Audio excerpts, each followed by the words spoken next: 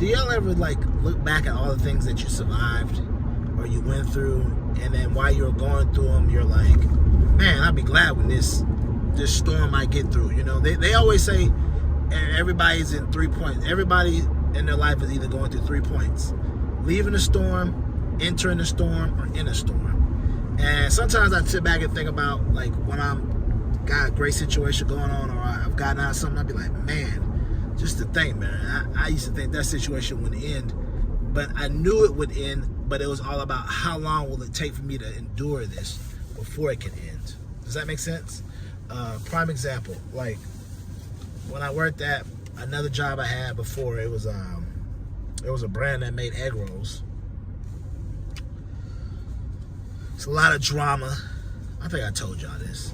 My boss, our supervisor Sydney, she was real like, tell me one thing, then doing this, and then I was putting in orders to I forgot the program was called, Direct or IME. I can't remember what it's called, but it's whatever program that you use for CPG to put orders in so that it will connect with your system. I can't remember what it was called, but I remember how to use it. So my mind went blank. Like if I wouldn't talk to you right now, I would definitely know what the system was called. But it's a system. It's a EDL, a LTL, EDI. I think it's EDI. So I learned EDI, and it's like a system a lot of people use. Come to find out, and I know how to use it to put orders in, take orders, do whatever. I was putting in Walmart orders, Publix orders, everything, right? So when I got hired, they had been behind on orders, like months back on orders, right? So I get there, and Sydney, she's just like a chaotic type of person. She's not very good at training people. They said she said, I needed help. I got hired. She was supposed to train me. She trained me. But the problem with her is she never would ever, she was so possessive. She was like the type of supervisor you don't want, in a sense where she was so possessive, she would always say stuff and then never back up what she says to let you know and then throw you under the bus. Prime example, she was like, hey, I'm going to teach you about Walmart. I said, all right, then cool. I would go to her and be like, hey, you know, when you got time to teach me at Walmart, can you teach me about Walmart right now? Oh, we got time. Hey, you get time to teach me about Walmart? Oh, we got time. And I think I asked the third time, and then she's like, oh, let me get back to you. I'm busy doing something. So I stopped asking. Then a month goes by, another month, I'm just like, I've asked 3 times. What more do you want me to do? I get in my 30-day review or 60-day or whatever kind of review. They bring it up, and they're like, well, you know, you were supposed to ask about Walmart. I said, I did. I asked you. No, even though you asked me, you're supposed to stay on me. I'm supposed to stay on you? You know you're not supposed to be doing it no more, and I have to stay on you about doing it?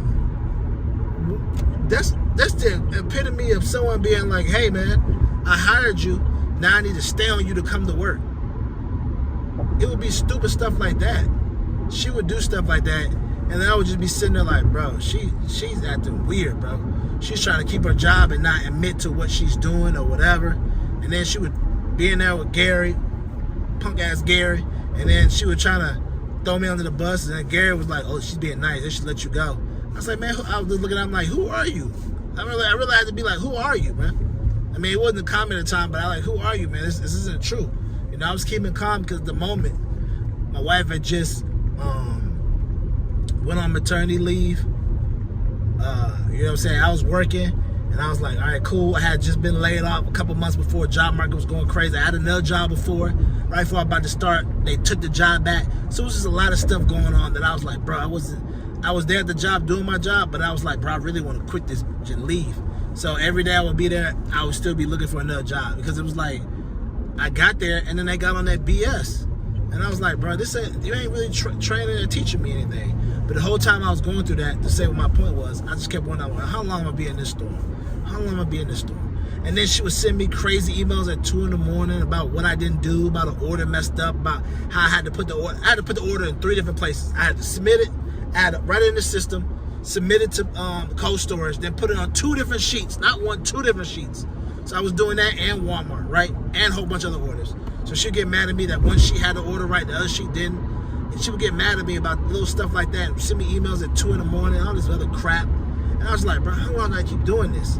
And then final straw came at the end. She used to do stuff like talk crazy because she was like, well, he's under contract, so we could just let him go anytime we want, and it is what it is. Finally, she said something to me. I was like, you know something? The reason this didn't happen is because you sent it to me late. And that is the reason why. She called me in the office.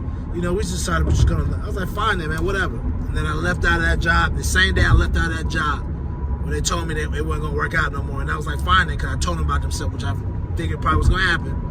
I got hired for the agency job. The same day I walking out in the parking lot, agency job called me. Boom. God is good all the time. Trust in God. Don't trust in man. So, but with that being said, it just used to piss me off because I was doing two people's jobs. I had Walmart, Publix, and all the orders.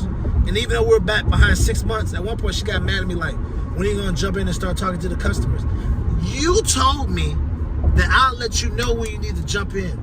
That's the type of person it is. I can't stand people like that who tell you all these rules and then you're following the rules because you're trying to, because they're so overprotective of what they do. And then finally they just bunch of, well, when are you going to do this? You told me X, Y, Z. When was you? Oh, yeah, you're right. You're right. I did say that. Yeah, you said that because you're controlling. And that's the reason why you're not moving the sales needle like you're supposed to be moving it. Because you don't know how to take your hands off stuff and you treat everything like it's do or die. When it's not do or die. Because if it was really do or die, we wouldn't be behind on orders 6 months. Make it make sense, Sway. So anyways, so after all that happened, ended up getting let go. Time went by, went to the agency job, told y'all about that. That was crazy. So it was chill. You know, it was crazy. I still chilled when I had to chill.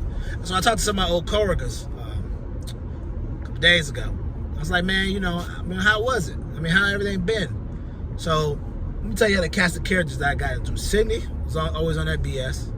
You know, it seemed like, I don't like to say this, but I'm going to keep it honest. It seemed like every person that's a supervisor of mine that calls himself a Christian, or they say they love God, or she said we're gonna open up a church, me and my husband. They've not always been good people. They've been messy. They've been shady. They've been whatever. Her, Buki, same thing. Buki told me I'm a child of God. Buki was messy as I could be, angry as I could be, just disgusting. Sitting the same way.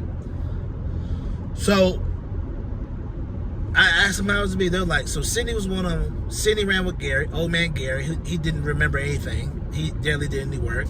He was like, yo, if they don't come to work on the weekends, we need to fire them. But then we fired so many people that you ain't got nobody to work. Now all of a sudden he's just looking the other way. Then you had Mark. Mark was all right, but he was giving Sydney all these reins to do whatever she want when he really needed to rope everybody in. And then you had messy Jonathan. Jonathan was the type of person, he was over the plant, but didn't know what he was doing. They've had other people quit because they're like, yo, I can't work with Jonathan no more. He don't know what he's doing. He calling shots, and he shouldn't be over the plant, right? So these are the four cast of characters. Sydney, Mark, Gary, Jonathan. Those are supposed to be the leadership team. And then the owner, Apollo. But Apollo didn't live there. He lived in Atlanta. So he let them run it. Shouldn't do that. And then, of course, they had this messy girl named Jessica. She was an accountant. Don't have a degree. Don't know how to use Excel. The head other accountant guy had to tell her on her review, yo, you need to learn how to do Excel. Like how you an accountant don't know how to use Excel and you got people reporting to you. I remember one of the girls before her that worked under there was like, I'm leaving because she got me doing her work and all she doing is being messy. Well, she was messy as I don't know what. Her and another girl named Kim. Kim was just horrible. Kim was the assistant, and they moved her around so much they didn't have no job for her. You know what I'm saying?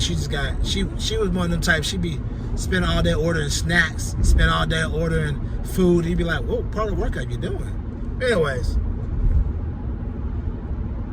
so I asked my coworker, I said, so how have they been? You know, how's Kim? You know, no, how's Sydney, Mark, Gary, and Jonathan? They told me like Jonathan got fired, which I was like, good, because he was just horrible. He thought he knew everything. He was one of them types. I'm glad. They told me, who was the other one? Mark died. I was like, damn, couldn't believe that. They said Mark caught cancer, spread to him, and he died. I was like, damn, that's crazy. Didn't expect Mark to die. When I saw him, he was in good shape, but you know, that's why you gotta get yourself right with Jesus, you know, and then also go to the doctor, you know, get your checkups, which I gotta make sure I schedule my checkups. So they told me that was crazy. I was like, I couldn't even believe Mark died. I would never thought it. I mean, he had intentions of being on the board and all his other dreams he had, and he was turning everything around, whatever. But he still was kind of letting people do whatever they want. And I was like, "What's up with Sydney?" They were like, "Man, crazy enough, the same day you text me, Sydney just put her 3 weeks in." I said, "What happened?" He said, "Apollo came down, wrote Sydney up for not getting no sales and this and her doing this." I was like, it's starting to finally come to light. She was so busy trying to ride my coattails or ride on me about doing stuff that her butt ain't never get no sales all this time I was there. I was there for about 7-8 months, and I hardly ever saw her bring on any new accounts. All she did was manage the ones we have and try to do. She's like, "I got all these plans to do this, to do that, and blah blah blah." And then when I was leaving, they ended up hiring another young lady, and we were her talking. I was like, "You know that you're supposed to be like my replacement." She's like, No. I was like, "Man, I'm just telling you what it is. This is how it is." And when she got hired, she only had to manage one account, and all she had to do was put the Publix numbers in, which was crazy to me because I had to put the Publix numbers in, Walmart orders. I had to put the Publix orders in, Walmart orders, and the Knights orders. And the Knights orders is everybody else that's not Publix and Walmart. I had to do everybody's orders. When she got hired, she only had to do Publix, and then another homegirl of mine, she only had to do Walmart, and that's it. So they split them up into them two. The new girl only had to do Publix, and my other homegirl only had to do Walmart. So they got lucked out. They only had to do their own separate orders. But Eric before had to do all three, and then they get mad on me and come on me, and then come down on me. But then the new girl only had to do Publix, and she was telling me, she's like, "Yeah, I ain't gonna lie, I be messing up just on these Publix orders." And I'd be like, that's why I said, man, if a job don't like you, they're gonna do whatever they can to get you out of the way. And sometimes a job don't like you is not you doing the wrong thing.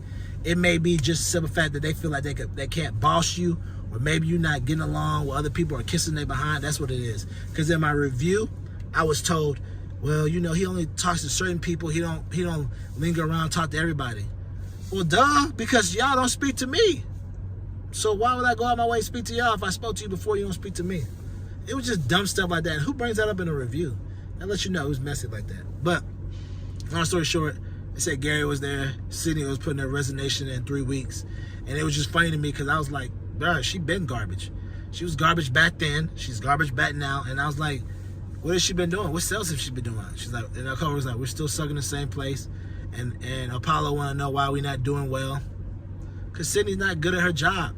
She talk a big game, but she was never good at her job. Like, I used to sit there and be like, so what about this sales? I got to make sure that, these things are done together. No, all you was doing is maintaining. You never really went into no events. You never pushed out any sales. And then I asked about the new girl that was coming in to supposedly take my spot. She said Apollo fired her because he didn't like her social media. And it's just crazy to me how all this stuff happened after I left. And it just goes to show you. That even though I endured that storm, there was better things on the outside of me after that storm. And it's been after the the agency job, it was crazy, but it was way better than that egg roll job. It was way better than that egg roll job at Vans. I'll just say the name. It was way better than the egg roll job at Vans Kitchen. It was way better because those 4 characters made the job worse. Apollo, super cool, Christian. And I used to tell my coworkers all the time, the only time that God is in the building, besides us believing in God, is when Apollo comes in. When Apollo leaves, then the devil's in the building with those other 4. With Sydney, Mark, Gary, and Jessica and how they roll, the devil and Jonathan, the devil's always roaming between them 5. They were always being messy with each other. Then all of a sudden, when Apollo come in the building, we're all kumbaya, I love God, God is me, and whatever. Any other day, ain't nobody thinking none of that. Any other day, ain't nobody being friendly at all. They being messy and doing all kind of other stuff. So it used to just trip me out because we were a faith-based business. The only time you realize we were faith-based was when Apollo got there. Any other time, they just trying to do you any type of way. So they used to be like, man, how long am I going to keep being here? How long am I going to keep being here? How long am I going to keep being here? And it was just aggravating because I was like, man, I'm in a storm right now, and I'm ready to get up out this piece because this sucks, bro. It sucks. And sure enough, it let me go. Or really, I knew it was going to happen because once I told them about themselves, it happened. And I was like, good, I'm glad. Best thing that can happen for me. And then that agency job called me. Even though the agency job was all over the place, it was still a lot chiller than what I was doing. You know what I'm saying? So I say all that to say to you is endure endure. And just remember, it's going to get better. The storm is going to end. Things will be better for you. Good things will happen for you. But for you to get to the good part, you have to endure sometimes the bad part. I know it's not right. It's not something that you want as a Christian, child of God. We shouldn't have to endure. But sometimes the enduring is God setting up the good things for you that you don't see behind the scenes. You know, kind of like when David was working up to be king. You know, kind of like in Gary could see when he was going through all those trials and tribulations, selling, and he felt like he died 1,000 deaths every day. But it was preparing him to be the pastor of a church. You know, you working at that job you don't like could be preparing you for the experience that you need to have the job you do want. So just make sure that the things that you're enduring right now that you don't like is setting you up for the things that you do want. So just always remember that. Always keep that in your mind. And always just know that God got you. And as long as you walk on faith and keep him first, everything will work out. And just know, the storm will end. Keep living your life. Because if you don't, your life is not going to live you.